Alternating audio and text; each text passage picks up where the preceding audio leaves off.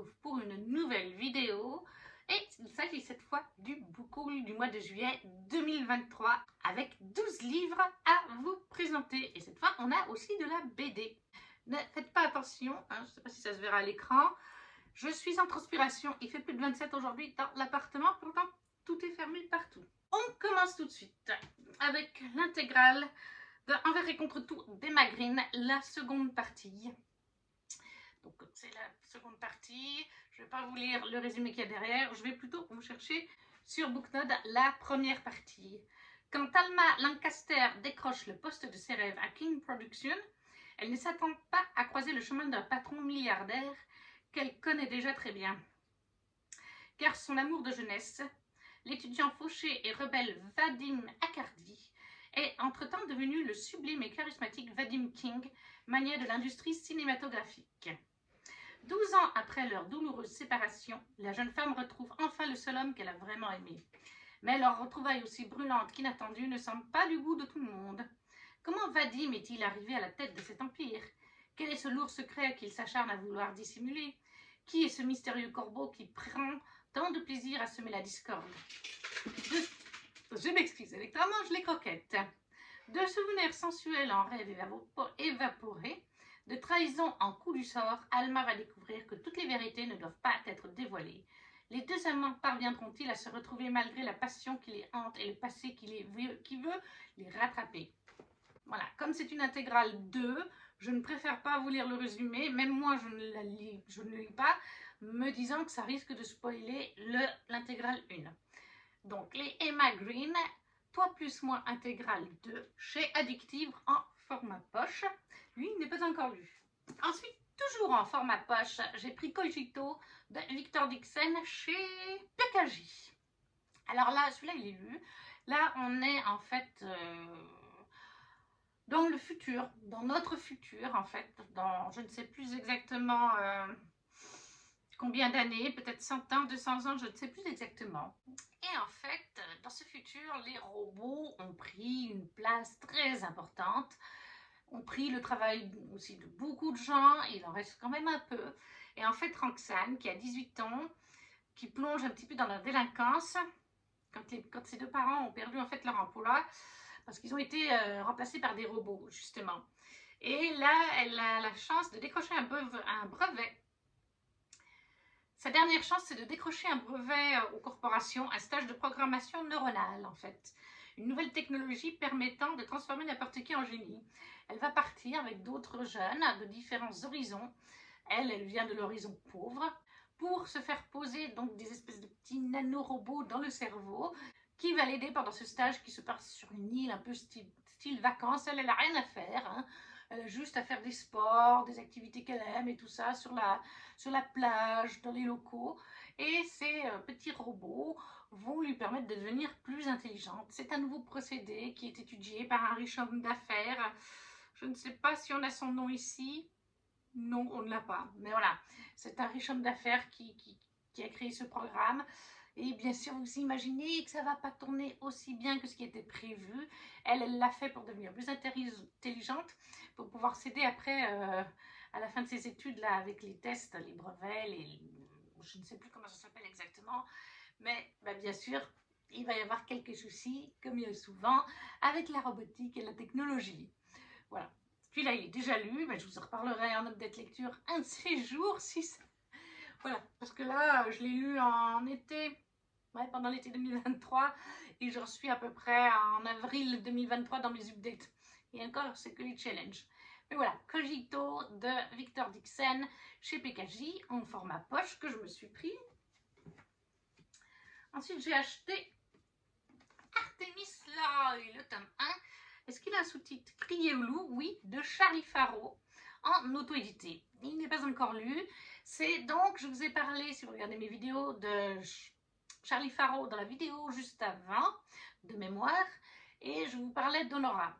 Le cycle 1 d'Honora, qui est en 4 tomes, j'en suis au tome 3, et ça, c'est le cycle de Artemis Leroy. C'est le spin-off Artemis Leroy qui se passe donc dans le multiverse de Honora. Sauf que si je ne me trompe pas, Artemis se passe dans le passé d'Honora, bien avant la naissance d'Honora, je crois, si je ne me trompe pas. que je n'ai pas encore lu, que ça se passe à peu près à notre époque, en tout cas avant la catastrophe naturelle qui va changer certaines choses sur la planète. Et c'est à lire, ça je suis sûre, à peu près entre le tome 3 et 4 d'en aura. Oui, c'est comme Jennifer l'Armentroute. Charlie aime bien faire des multiverses, mais je crois que ça lui vient aussi d'une autre saga d'Urban Fantasy de Bitlit. Merci Thompson, je crois qu'il y a aussi des sagas spin-off. Alors, qu'est-ce qu'on nous dit? L'expression crier au loup fonctionne-t-elle quand on est une louve-garou? Vous avez 4 heures. Artémis est presque comme les héroïnes des romans qu'elle vend. Belle, drôle, intelligente, et c'est une louve-garou. Une renégate, plus précisément. Elle a rayé un trait sur son ancien monde et vit une parfaite vie de libraire. Enfin presque. Sa meilleure amie et patronne est une sorcière blanche et surtout, Artémis est une maître.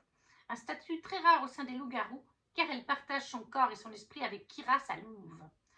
Sa vie tranquille bascule quand elle découvre un meurtre à côté de chez elle. Un renégat a été sauvagement assassiné. Artémis n'a d'autre choix que de contacter l'alpha de la meute locale, le séduisant et taciturne Thomas. Elle l'ignore encore, mais cet assassinat va la forcer à replonger dans son passé. Voilà, donc on est avec une louve-garou qui est comme Warren de Saga, c'est-à-dire c'est pas juste un loup-garou qui a une seule personnalité, on a deux âmes, deux personnalités dans un même corps. Hein. Donc Artémis peut être au contrôle, mais sa louve, qui s'appelle Kira, eh bien, prend parfois le pouvoir, qu'elle soit en humaine ou en louve, l'une ou l'autre peut prendre le contrôle. C'est pas genre Kira la louve, Artémis l'humaine. Non, non, c'est vraiment Artémis peut être la louve et prendre le contrôle. Kira peut être en humaine et prendre le contrôle. Les deux se partagent un corps. Donc moi, j'ai hâte de commencer ça. C'est pas encore fait. Ça fait une année puisqu'on est début août quand je retourne la vidéo, mais bon, il faut que je m'y mette. Vraiment, il faut que je m'y mette d'ici à la fin 2024. J'aimerais bien avoir lu celui-là pour pouvoir acheter le prochain qui est donc Honora tome 4.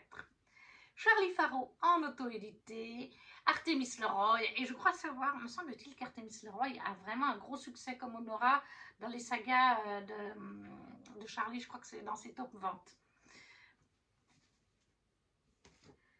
J'ai aussi acheté en ce mois de juillet 2023, Love on the Brain de Ali Hazelwood dans son édition collector Shiny. Oula, ça brille avec le spot. Regardez comme il est beau. J'adore avec ces petits motifs. Bon, en haut et en bas, il n'y a rien, mais là, à l'intérieur, il se présente comme ça. Derrière, il est comme ça. On va suivre en fait Bee, qui est... elle travaille dans tout ce qui est un petit peu... spatiale, technologie, elle est vraiment poussée sur les études et elle va avoir un contrat en fait avec la NASA. Elle va devoir aller travailler dans certains locaux de la NASA pour un programme, un projet qui propulserait sa carrière en haut du top du truc. Mais lorsqu'elle arrive là-bas, elle va se rendre compte, même déjà avant, je ne me rappelle plus, j'ai lu il y a un an pile poil, elle va se retrouver avec les Ward. Les Ward qui étaient, quand ils étaient étudiants, dans la même école qu'elle, et il la détestait, il lui faisait des crasses, il lui disait des phrases pas sympas. Elle n'a jamais compris pourquoi, Lévis ne pouvait pas la saquer. Elle avait été blessée par certains de ses propos, et elle va prendre sur elle pour ce projet qui peut être le projet de sa vie, démarrer sa carrière.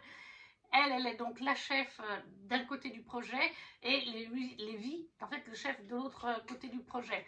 Donc il faut quand même qu'ils puissent prendre sur eux. Mais bien sûr, vous imaginez bien, on est dans une romance avec Ali Hazelwood, donc il va se passer plein de choses entre eux.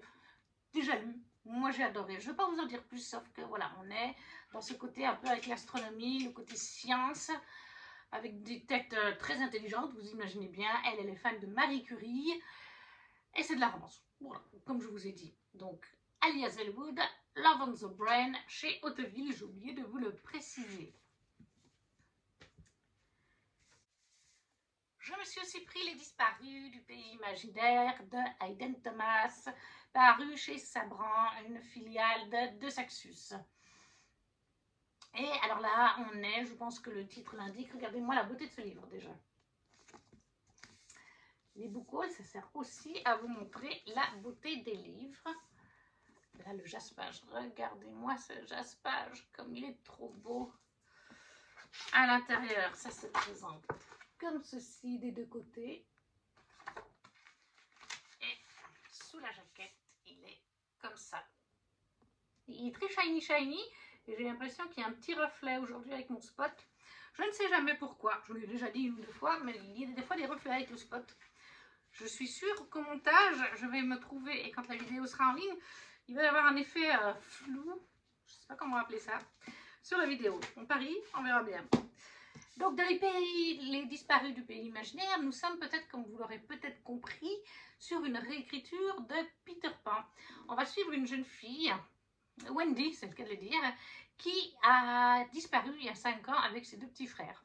Elle est revenue vivante, parce qu'ils ont disparu, je crois, plusieurs jours, hein, quelque chose comme ça. En tout cas, elle est revenue, mais oui, voilà, ils ont disparu 6 mois. Elle est revenue vivante, mais ses frères sont revenus morts. Sauf qu'elle n'a aucune idée de ce qui s'est passé. Je crois même, il me semble, parce que je l'ai lu, hein, je l'ai lu en lecture commune, et il me semble que de mémoire, elle a fait des thérapies et tout ça, mais le cerveau a bloqué. Elle ne se rappelle pas où est-ce qu'ils étaient pendant 6 mois. Je m'excuse, le chat va maintenant aux toilettes, après les croquettes. Donc je disais, voilà, malgré des thérapies, malgré tout ce qui peut être humainement possible, elle ne se souvient pas d'où ils étaient. Le cerveau est parfois très bien, si on peut dire, il bloque vraiment les choses. Et sauf que là, on est 5 ans plus tard, comme je vous l'ai dit, et il y a à nouveau une série de disparitions d'enfants qui ressemblent étrangement à la disparition de Wendy et ses frères. Donc bien sûr que les gens autour d'eux, la police, cherchent à lui poser des questions et elle-même cherche à comprendre aussi parce qu'elle-même, elle s'occupe d'enfants à l'hôpital. Ouais, c'est ça, elle aide à l'hôpital. Avec sa meilleure amie, elle travaille toutes les deux à l'hôpital, elle aide à l'hôpital. Oui, c'est ça, elle aide à l'hôpital. Je crois que sa mère travaille aussi à l'hôpital. Elle aide à l'hôpital avec les enfants aussi. Elle va des fois voir les enfants, leur raconter des histoires, comme Wendy de Peter Pan. Et puis, bah, tout d'un coup, sur la route, en rentrant un soir, elle va croiser un jeune homme d'à peu près son âge qui prétend être Peter Pan, tout simplement. Donc là, et puis bien sûr, ça fait partie des histoires qu'elle raconte. Là, elle dit, ah ouais, au début, elle est un peu sceptique et tout ça, mais bon, bah, ils vont se revoir d'heure en heure, de jour en jour, ils vont se revoir plusieurs fois. Wendy veut savoir aussi ce qui s'est passé dans le passé. Elle cherche quand même à comprendre comment ses frères ont pu disparaître, comment elle a pu en réchapper. Bref, c'est tout un côté un peu enquête. Il y a vraiment tout un aspect enquête. Il y a un petit peu un côté romance avec Peter, même si c'est léger. C'est un peu comme dans le dessin animé et dans l'histoire. Enfin, quoique la vraie histoire, je ne la connais pas. Je connais que le Peter Pan de Disney parce que c'est pas normalement un livre que j'aime beaucoup. Mais voilà, donc on va suivre cette enquête que Wendy et Peter vont faire. Il y a tout un côté quand même magique et mystérieux. On se demande tout au long du livre, c'est vrai, si Wendy débloque pas, mais je ne veux pas vous en dire plus parce qu'après, ben, c'est déjà lu, mais on n'est pas dans un avis lecture. Donc voilà, réécriture de Peter Pan avec un côté enquête pour savoir qu'est-ce qui est arrivé à Wendy et à ses petits frères quand ils étaient plus jeunes, il y a 5 ans en arrière. Et ça, c'est de Hayden Thomas chez Sabran, une filière de Saxus. Cette fois, on passe chez De Saxus avec Le Palais des Automates, le tome 2, qui est de Nina Valera en édition collector, bien sûr. Je ne sais pas si vous verrez parce qu'il est très shiny aussi. À l'intérieur, il se présente comme ceci. Alors là, j'ai déjà lu le tome 1, c'est une duologie. Nous sommes en fait sur notre planète. Je ne sais plus si on est sur notre planète ou si c'est... c'est plutôt un monde inspiré d'une autre, on va dire. Enfin, un royaume, un monde où il y avait des humains. Et en fait, les humains ont créé, il y a quelques années de ça, il n'y a pas si longtemps que ça, je crois, ils ont créé les automates, des robots sophistiqués qui leur ressemblent pour faire certaines tâches dans la vie quotidienne, dans certains métiers. Et bien sûr, les robots ont pris le pouvoir et c'est aujourd'hui les robots qui dirigent les royaumes. Parce qu'il y en a plusieurs. On a une carte là avec un royaume. Ouais, il y a surtout un royaume. De Varne, je crois que c'est celui-là. Mais il y a plusieurs royaumes en fait. Et Les humains, quant à eux, sont devenus forcément les larbins des Automae, sont leurs serviteurs, font les chants, etc., etc. On est, voilà. L'être humain a voulu créer quelque chose pour améliorer son quotidien et ça s'est transformé. Encore une fois, ça s'est retourné contre lui. Et on va suivre deux protagonistes. En fait, on va suivre Crière, qui est une Automae. C'est la fille du roi des Automae, du royaume où se déroule l'histoire. Alors, bien sûr que comme c'est un robot, un automate, un robot, tout ce qu'on veut, il ne l'a pas eu de manière naturelle, sa fille. Il l'a fait créer, hein, comme tous les Automae. Seulement qu'il l'a fait évoluer, genre... je sais pas moi, tous les 4 ans, il la fait grandir, il lui donne un nouveau corps, le même que l'autre, mais évolué, vous voyez. Et mentalement, elle évolue aussi, etc. Donc on suit Crière, la fille du roi de ce royaume. Et l'autre jeune fille, c'est Ayla, une humaine, une jeune femme qui est servante, tout ce qu'on veut, mais elle veut se venger de mémoire, parce que ses parents, je crois, ont été tués par le roi des Ottomanes, et elle veut se venger en tuant le roi.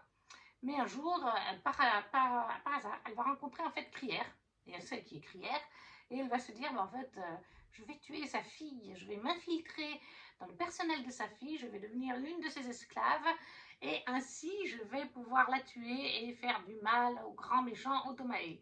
Sauf que pour l'instant, ça ne se passe pas comme ça, puisqu'on est sur une romance en fait FF. Car Crière, les Ottomanes ressentent des choses, enfin, Crière ressent des choses. Normalement, les Ottomanes ne ressentent pas des choses, mais il y a des mystères avec Crière. On se rend compte au fil du tome 1 parce qu'elle ressent des choses. Alors qu'elle n'est pas censée avoir de sentiments amoureux, tout ça, elle ressent des choses pour Ayla. Et Ayla aussi ressent des choses pour Crière et ça va créer des conflits sur son fameux plan de je vais tuer Crière pour embêter le grand méchant roi des Ottomanes. Voilà, ça c'est vraiment un résumé très conscrit du tome 1, mais il se passe plein de choses. Et ça, c'est donc le tome 2, et j'ai l'impression qu'il brille vraiment beaucoup. Alors là, si à la caméra, sur la vidéo, si vous n'avez pas un flou magistral, il y a déjà un flou magistral. Mais voilà. Nina Valera, le tome 2 du Palais des Ottomanes, chez De Saxus. Ça, c'est pas encore lu. Il n'est pas encore lu non plus, toujours chez De Saxus, L'âme brisée, c'est bien ça, oui, le tome 2 de Terre brisée de Victoria Aveyard, en édition envoyée collector, là aussi.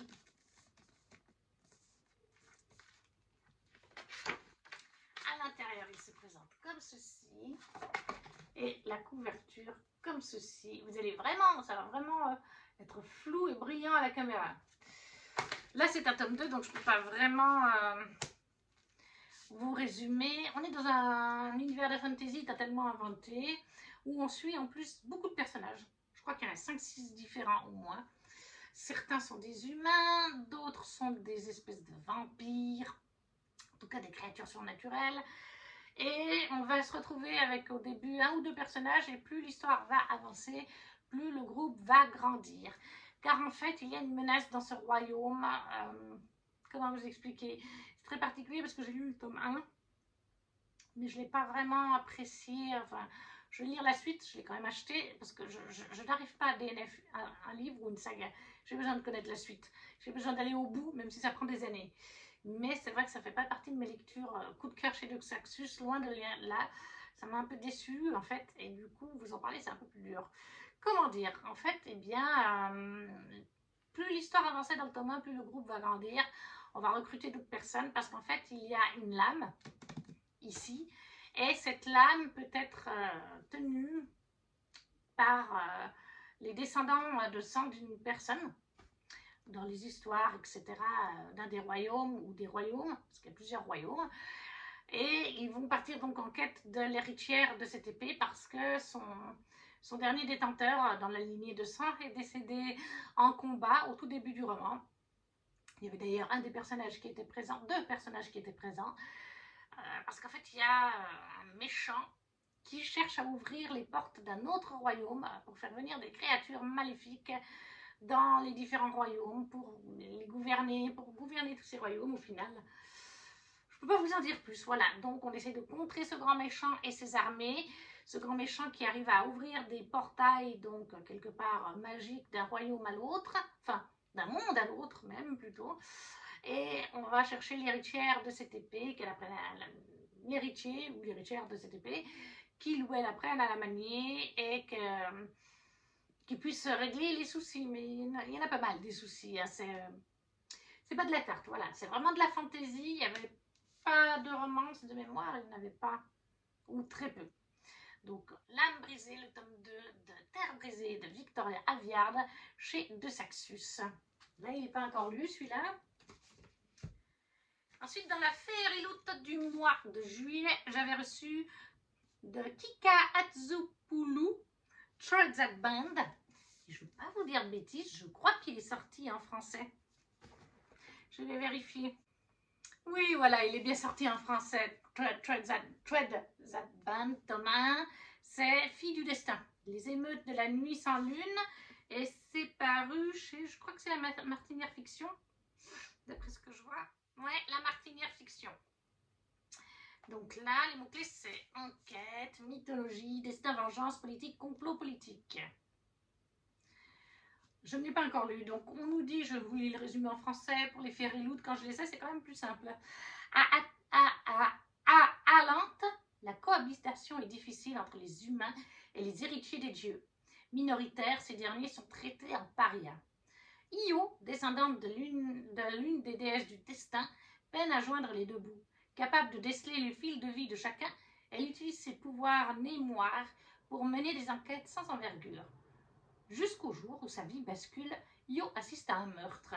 Un meurtre perpétré par une femme au fil de vie coupé. Impossible, impensable.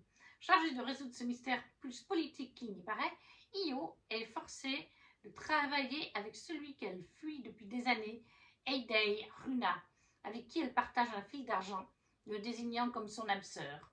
Voilà. Donc ça, c'est l'édition Féeriloute. Il est comme ceci au niveau du jaspage. Je l'aime beaucoup au niveau du jaspage. Derrière, il est comme ceci.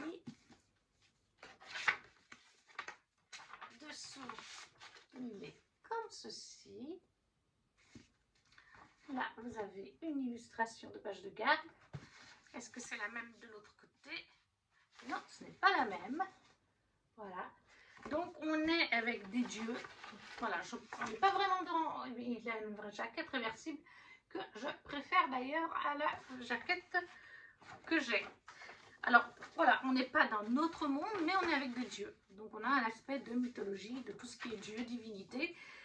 Je pense que ça peut bien me plaire. Il me donne quand même pas mal envie. Ça fait vraiment partie des Féeriloutes qui me donnent pas mal envie. Mais il n'est pas encore lu, voilà. Encore une fois, on reçoit une Féeriloute par mois, quoique maintenant, depuis le mois d'avril, j'en reçois 2, puisque je me suis abonnée au Romantasy Book. Donc, des Féeriloutes, sachant que les livres en anglais, je les lis un petit peu moins vite que les livres en français. Donc, j'ai quand même, entre les deux box, les deux livres depuis avril maintenant, je pense que j'ai une vingtaine de Féeriloutes de réserve. Et pourtant, j'en lis, hein, là j'en lis 2 en même temps. Mais voilà. Et ça, c'est chez... Est-ce que c'est Penguin Books? Non, c'est pas toujours la même chose. Avec Féeriloute, ça dépend d'un livre à l'autre. Donc, Threads That Band de Kika Atsupoulou, qui est aussi paru en français chez La Martinière. Comme je vous ai dit, en français, vous le retrouvez donc sous Fille du destin.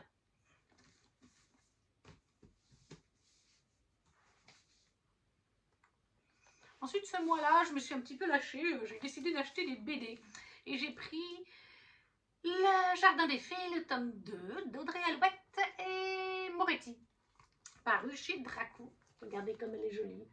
J'adore le style, les couvertures de cette BD. Je trouve qu'elles sont très jolies. Et même à l'intérieur, celle-là, elle est déjà lue.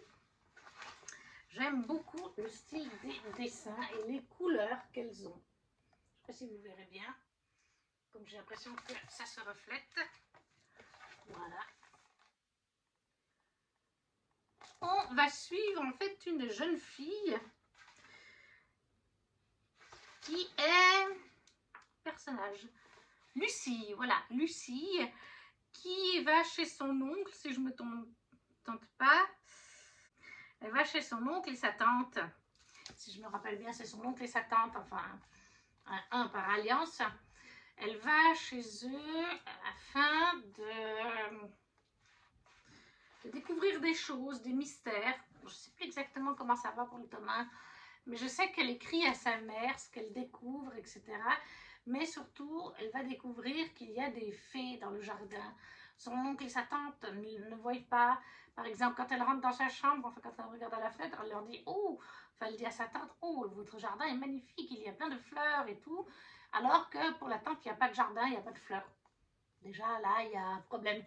Elle voit des fleurs, elle voit un jardin que la tante et son fils et son mari ne voient pas. L'oncle est vraiment de mauvaise humeur, etc. La tante n'est pas franchement mieux. Leur garçon, comment s'appelle-t-il déjà? Achille a une santé fragile, on sent qu'il y a des choses, on sent qu'il y a plein de choses tout autour. Et on va suivre aussi les petites fées, et plus précisément Marigold. Marigold, hein, on dit comme ça, je crois. Marigold, oui, c'est bien Marigold.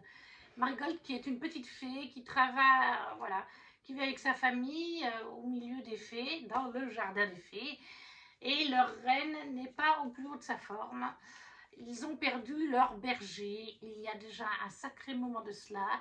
Et en fait, Marigold va rencontrer Lucie, elles vont s'allier et elles vont faire des découvertes dans des cahiers, dans des carnets que Lucie va retrouver. Et en fait, à certains moments dans l'histoire, vous avez des pages, voilà, et ce sont les cahiers du dernier berger, qui était, si je me souviens bien, on a son nom. C'est bien parce qu'au début, il y a tous les personnages, ça c'est bien. Auguste, ouais, père de Rose, Auguste Contingeli, c'était le dernier berger qui est décédé. Et on se doute hein, forcément que Lucie va devenir une bergère. Voilà, donc ça c'est le tome 2, il est déjà lu, de Audrey Alouette et de Moretti, paru chez Dracou. Une très jolie saga, j'aime beaucoup les couleurs, il faut vraiment que je m'achète le tome 3. Ensuite, toujours en BD, j'ai pris le tome 3, c'est le cas de le dire, des carnets de cerises de Joris Chamblin et Aurélie Neyret. Voilà, regardez comme il est, j'adore cette couverture, je crois que c'est ma favorite. Et spoiler alert, je viens de le lire pour le Challenge été glacé 2024, donc je l'ai lu il y a quelques jours, là, tout début août, et je l'ai adoré. Alors par contre, ma couverture a reçu plein de marques. Il était posé par terre. Enfin, c'est pas grave, j'adore. J'adore les couleurs de cette série, les carnets de cerises. Et alors là, encore plus, parce qu'on est sur la thématique de Noël et de l'hiver. J'ai vraiment adoré. On a cet aspect aussi avec un journal, puisque Cerise, notre héroïne, elle tient des carnets, elle tient des journaux. Elle est amie d'ailleurs avec une voisine qui est une écrivaine. C'est elle qui lui a conseillé de tenir des journaux, d'observer les gens autour d'elle pour pouvoir écrire sur eux, les intuitions qu'elle a à leur sujet ou les choses qu'elle constate. Et voilà, c'est des conseils que cette écrivaine lui a donnés parce que Cerise veut, quand elle sera grande, devenir... Il me semble qu'elle veut être écrivaine ou journaliste, mais en tout cas autour de l'écriture. Donc Cerise suit ce conseil et observe les gens. Et dans chaque tome, elle va observer une personne et se dire mais il y a un secret, un mystère, quelque chose autour de cette personne. Et elle veut le comprendre à l'aide de ses amis qui sont... Je ne sais plus qui sont ses amis. Sont au nombre de 2.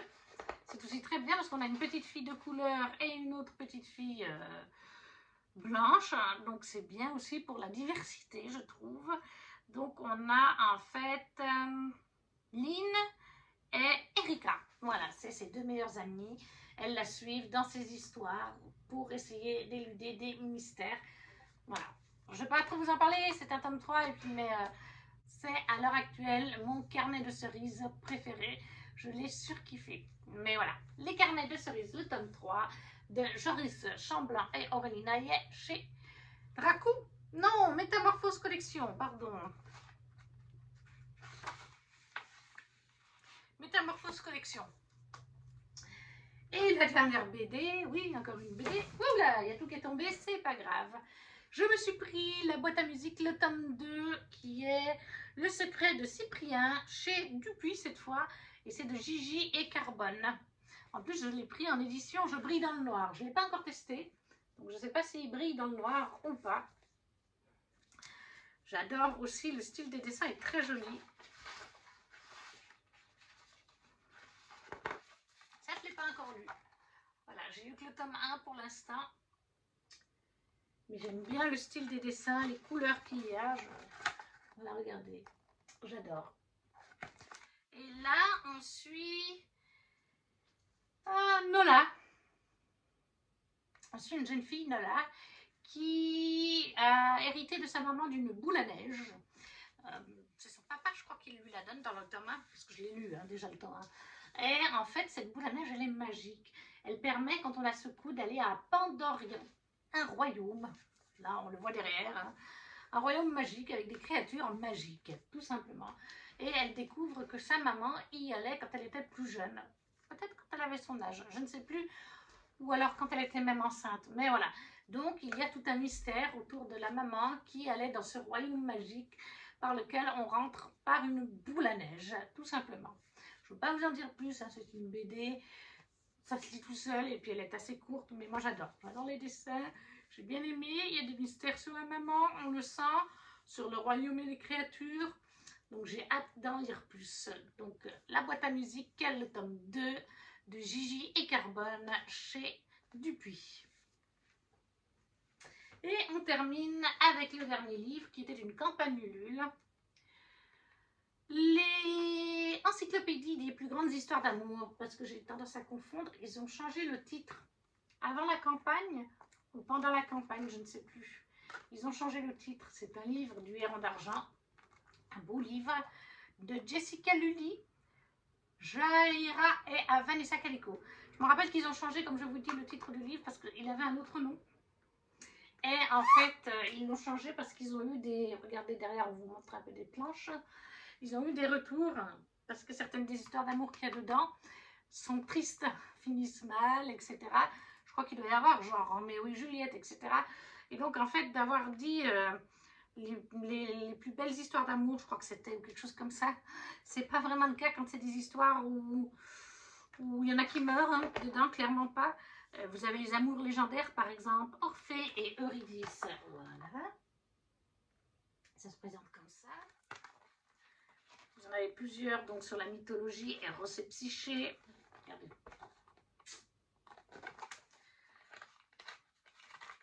Et vous n'avez pas que... Alors là, bon... Voilà, Isis et Osiris. Il n'y a pas que mythologie grecque, c'est ce que je voulais dire. Il y a d'autres mythologies. Il y a aussi Asie, bien sûr. Là, on est plutôt dans l'Asie. On a... Oh, regardez celle-là parmi elles.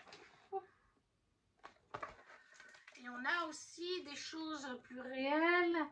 Par exemple, on a Marcel Cerdan et Edith Piaf. Voilà. Donc, on côtoie vraiment le réel avec l'irréel. Camille Claudel et Auguste Rodin. Verlaine et Rimbaud. Le réel, l'irréel, les dieux, la musique, pas la musique aussi, comment est-ce qu'on appelle il me semble qu'il y a, voilà, Elisabeth Bennett et Monsieur Darcy. Voilà. Et je crois que c'est l'image d'après. Et oui, c'est ça. Elisabeth et Monsieur Darcy. Donc voilà, on est autant sur des livres, des romances de livres, des romances réelles qui ont existé, des romances de Dieu, de divinité. Là, on a Sissi l'impératrice et François-Joseph d'Autriche. Voilà, je ne vais pas vous en montrer plus. Mais encore une fois, c'est un magnifique livre au Héron d'Argent, aux éditions du Héron d'Argent, de Vanessa Calico, Jessica Lully et Jaira. Donc, encyclopédie des plus grandes histoires d'amour. Et j'adore la couverture. Et voilà, ce book haul est à présent terminé avec 12 livres. N'hésitez pas à laisser un commentaire comme d'habitude. Si vous avez lu certains de ces livres ou qu'ils vous font envie. Si vous ne savez pas quoi mettre, un petit emoji, un petit like, ça fait toujours plaisir de partager si le cœur vous en dit. Et nous, on se retrouve très vite pour une prochaine vidéo. Ciao, ciao!